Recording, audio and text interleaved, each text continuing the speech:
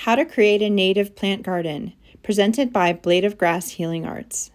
Today I'm going to share with you how to plan, design, and install a native plant garden to replace your sod. I hope that I can convince you why this is such a great thing for you and for the environment.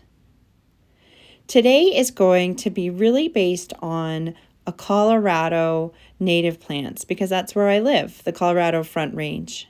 But you can adapt this to anywhere that you live and find the native plants that work just for you. I want to give credit to all of the amazing people out there that have showed me how to do this, especially the Colorado Native Plant Society, Colorado State University Extension, and the Denver Botanic Gardens, as well as other native plant enthusiasts around the country that can help you find the right native plants for you. So first, why native plants? Native plants are low maintenance. They have beautiful flowers, and they help the climate by conserving water, promoting wildlife and biodiversity, and they're functional. Tell me, what are you really using your yard for? Maybe you're using it for something, or maybe it's just sitting around not doing much of anything. That was our front yard, and it was just sitting there serving no purpose. So I thought to myself, why not turn it into a native plant garden? Why not attract the birds and the bees and do just a little bit more for the environment? Plus, in a dry climate like Colorado, it was a great way to conserve water. So we decided to take the plunge, remove the grass, and plant native plants. So the first question is, how to remove the grass? There's a lot of different options, and I'll try to go through the pros and cons of each. First, there's solarization. You can solarize your lawn, basically killing it with the rays of the sun. You'll do this by putting a plastic on top of the lawn and leaving it there for a few months. This is pretty easy, but it does take a few months, and it might be a little bit unsightly while you're killing your lawn. Here's an example of solarizing the lawn. Another option is to till it under. This wasn't recommended by CSU Extension because tilling will create a lot of extra weeds. Another way to do is mow and cover, which is where you mow it really short and then cover it with cardboard. This is also a very popular low maintenance option, but again, it does take a few months to kill the grass. You can use herbicide, which honestly I won't recommend because it will cause all of the grass and the earth to be full of poison, and so things might not take very well. The last option is to use a sod cutter to remove the sod. This takes out 2 to 3 inches of the grass and topsoil and then creates a bare earth for you to plant your plants. We chose this option. Even though it's a little bit more work, it created a nice 2 to 3 inch bed for us to then put our squeegee down. And it was very quick. We did it in a weekend. It was a hard weekend, but we did it. And we removed the sod layer by layer and took it away to mulch it. This created a nice bed for us to then put our gravel down. You can see that this is not for everyone, so there is a lot of other options. I encourage you to find the one that works for you. So now you've found a way to remove your sod. The next step is to design your front yard. Sure, you could hire a landscape architect to help you with this or even install those plants. But if you're a DIY like us, you're going to want to make your plan. These are tips from CSU Extension and Colorado Native Plant Society. First, they say plant shrubs. Shrubs are bigger, they'll take up more space, and they will really help fill up your yard. They also suggest that we use squeegee or pea gravel instead of mulch, at least in Colorado. The Colorado plants here are really used to dry conditions, and mulch and the wood there will hold the water in and can actually rot the roots.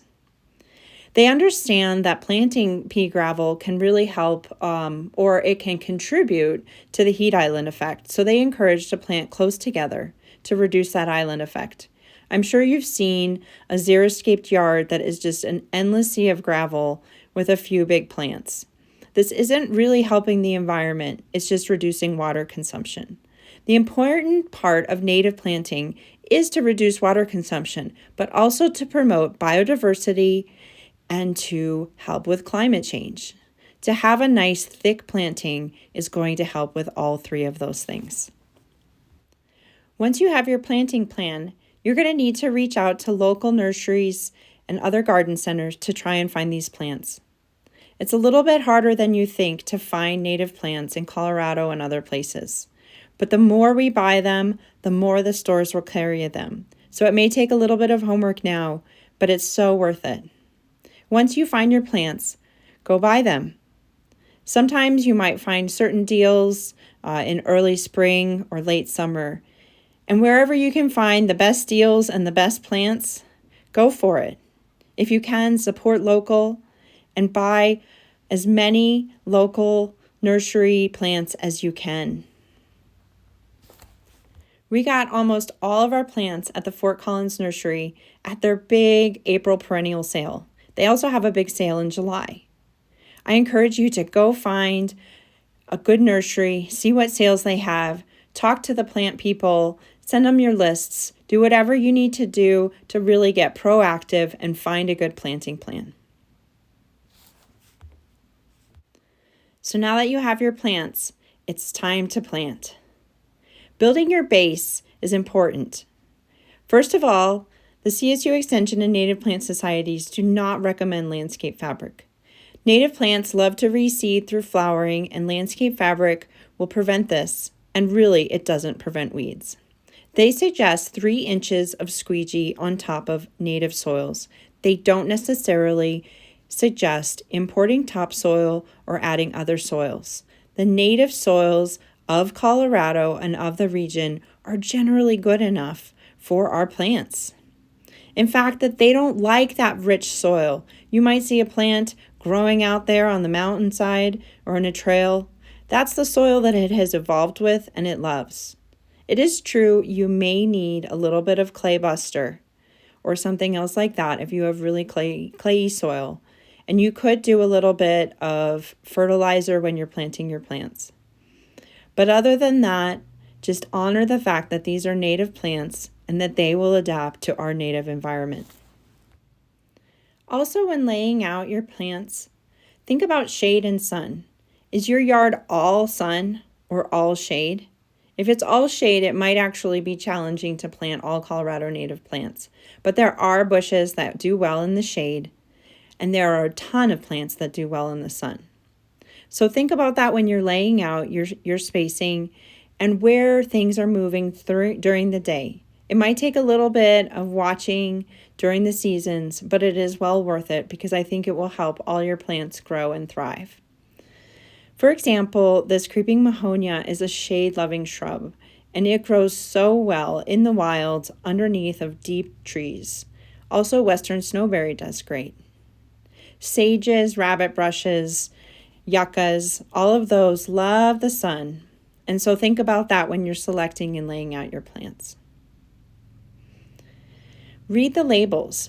Plant Select is a certified label that will really guide you to drought tolerant and other sort of native plants. You can also Google the Latin name of any of these plants and find out if they're native to Colorado. Enjoy color. Pick colors that you're going to love and enjoy and have maybe yellows, blues, oranges. Have a variety of color when you're planning and laying out your yard. Another thing to consider is when do these different plants bloom? To attract birds, butterflies, hummingbirds, you're going to want to think about that. A bee needs a food source all season long. So if you can get early bloomers, midsummer bloomers, and late bloomers, you're going to be so much better off in creating a place of biodiversity and a healthy habitat for the wildlife.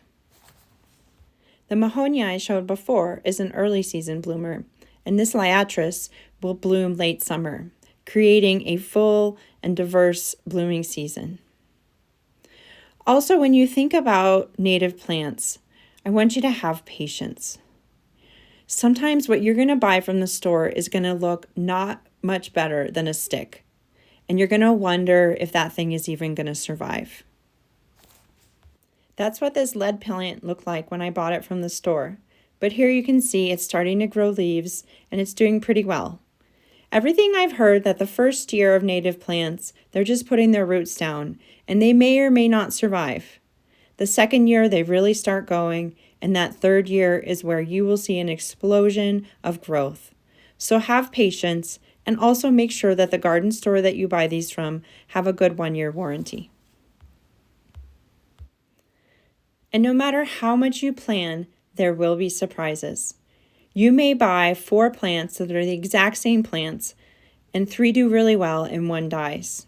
Or like this poor little guy, I planted him where a bunch of ants were living underground, and the ants mounded and are really making this plant struggle to survive. It's not anyone's fault. The ants just lived there. I took their grass out, and now they're trying to figure out where they're going to eat.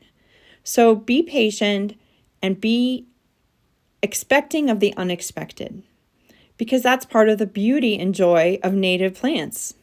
You are going to have unsurpassed beauty, but you're going to have surprises and a whole lot of learning along the way.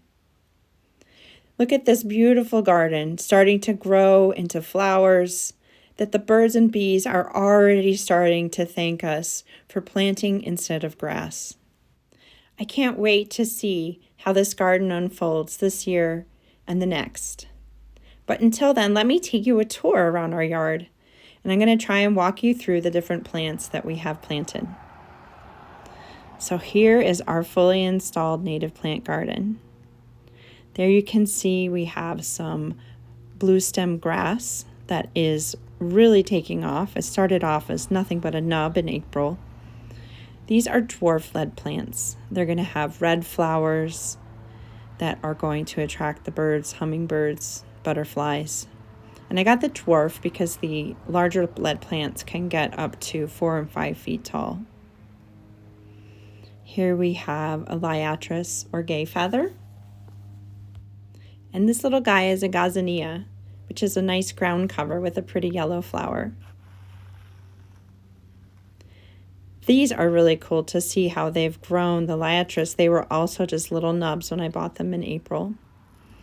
Over here, I have a bunch of different plants. I have a skullcap, which is native to the high plains of Colorado. I have an evening primrose, and you'll see my evening primroses have a lot of different growth. Some are doing great, some are doing so-so, and even with these liatrices, you'll see that. This is a penstemon, and here is an Arizona blanket flower. Gorgeous, gorgeous red and orange yellow flowers. There you can see is a moonshine yarrow, which are really taking off, and I am just sure the bees are going to love that. Gazanias, penstemons. There's so many different varieties of penstemons. The hummingbirds love all of them. Here's a prairie coneflower. I have yellow and red variety. Those will get tall, like 3 feet tall. Here you can see a sulfur flower, also called a buckwheat. There's a nice big evening primrose. Here's another kind of penstemon. They look so different. There's so many varieties. Yeah, so that's a Canna Creek buckwheat, also called a sulfur flower. Another penstemon. Another moonshine yarrow. And you can see that because I have more sun and less sun in different areas, it does really affect that. There's another penstemon that is struggling a little bit, but hopefully it'll do okay. Blanket flower. And then over here in the shade section, I do have some non-natives because there's just not a ton of native plants that love the shade. So I did have some thyme and dead nettle and coral bells. But also mixed in over there are some columbines, which down in the Denver area enjoy part shade. And then that yarrow is out where my son is. I have a big tree over there that does shade a lot of this area in the afternoon. But you can see how peaceful and beautiful this place is with all these flowers attracting the wildlife and just being gorgeous. Here is creeping mahonia, also called an Oregon grape holly. And here is a western snowberry. Both of these shrubs do incredibly well in the shady areas. Though we have a mahonia in a sunny area, I think they're just kind of rock stars. This is a kinnikinick, and you can see over here, this area is where my little ants came out. So I lost a kinnikinick and I lost a manzanita, and that's okay. I'll figure out what grows there. Sometimes that is the learning process. I just put this penstemon in and it's doing good so far. I'm really excited to see how that goes. And this is a really nicely established wine cup or poppy mallow. These are low ground covers with beautiful purple flowers. And I really, I do have a sprinkler system here, so I try to plant the low plants up where the sprinklers are. So that's the wine cups, the sulfur flowers, those gazanias, is I think how you say it. And whatever you choose, just think about that. Think about the heights of the plants. Fringe sage does really well. I've actually seen that out growing on South Table Mountain. Blue stem grass, silver sage. There's so many different kinds of sages that you can get, so you'll have different textures, colors, varieties. Definitely got to plant a rabbit brush and a western sage if you're going to go and plant native plants, because they're just so cool and the bees love them. They really just go wild over a rabbit brush and those flowers at the end of August and September when so many other things are not flowering. And so you'll start seeing as I walk around, there are only so many kinds of plants that I was able to find this year. So you might see some repeats of the yarrows and of the penstemons, of the blue stem grasses, the liatris, or called gay feathers, whatever you see in the store. But that's just going to create that variety. I'm going to have yellow flowers, pink flowers, red flowers, and different seasonal flowers, and then some big grasses that will provide texture and space and density. So when you're planning that out, just think about that. Think about heights, think about shade and sun, think about combining the different colors, and then also think about spacing. You know, you're going to have a plant that is only going to be a tiny little guy when you get started, but he's going to get bigger as he grows, and you need to make sure that you're giving that sage or rabbit brush enough space so that it doesn't crowd out a little short flower that might need that. So that's what I did here. It looks like they're a little bit far apart right now, but my hope is that they will grow and spread. And if they don't, I'll buy more plants, because, you know, buying plants is fun. And you can always get the good deals, and you're going to absolutely love having this different texture. I mean, it's just so much more interesting than grass. I mean, people are afraid of xeriscaping because what they see is just this endless gravel with a couple yuccas. But really, our native environment is full of color and life. And the more we can see these plants out here, these beautiful sages and these flowering bushes. This is a manzanita that's going to have pink flowers. Over here I had an Apache plume, which is a nice big bush that's going to have beautiful white flowers.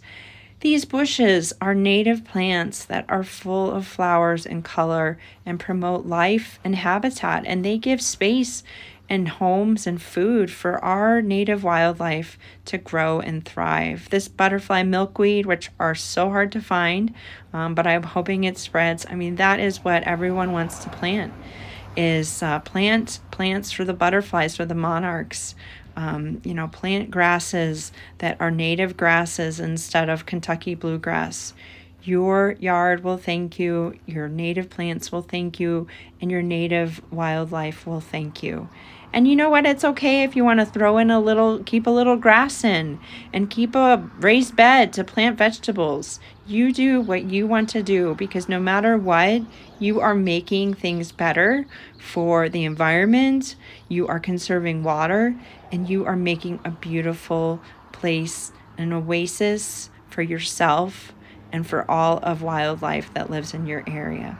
So whether you live in Colorado or Texas or New York, find a nice native habitat and nice native plants to plant in your yard. And then maybe throw some chairs up front. Maybe put a little pond in. And you can just sit up there and you can watch the birds and the butterflies and the hummingbirds just love your yard. Celebrate your home. Celebrate the place that you live in, the place that you're from, and all of its biodiversity in life. If anything else, that is what I want to leave you with. Thank you so much for watching this. If you're interested, you can find more info in the notes on the different websites that I used in my research. You can reach out. I would love to talk to you more about native plant gardens. You can comment, subscribe. I can definitely create more pages to talk about my plants and how they're doing. If you have any questions or concerns, I'd be happy to talk.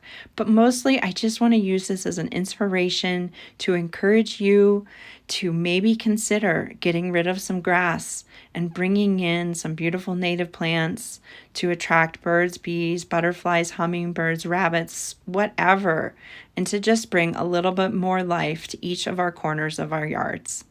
Thank you so much.